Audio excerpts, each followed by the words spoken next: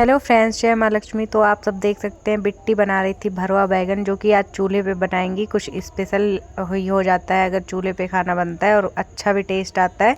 तो यहाँ उसने सारी प्रिपरेशन कर ली थी। उसने प्याज लहसुन मिर्च को कट कर लिया और उसके बाद इसका पेस्ट बना के रेडी किया, और उसके बाद मसाला तो पहले से ही रेडी करके रखा था।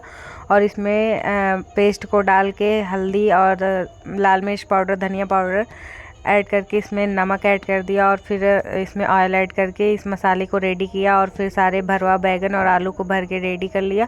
यहाँ कढ़ाई में डाली ऑयल, और उसके बाद सारे बैगन और आलू को रख दिया था, और उसके बाद चूल्हे को जला लिया, और यहाँ पे कढ़ाई को लाके चूल्हे पर रख दिया, और यहाँ पे लकड़ी लगाना स्टार्ट कर दिया। और थोड़ी ही देर में इसको फिर से खोल के चलाया, और इसका कलर देख सकते हैं आप। धीरे धीरे ये पकना स्टार्ट हो गई थी, और ये थोड़ी देर में मीडियम फ्लेम पे पक के रेडी हो गई थी। बाय बाय गाइस, मिलते हैं नेक्स्ट वीडियो।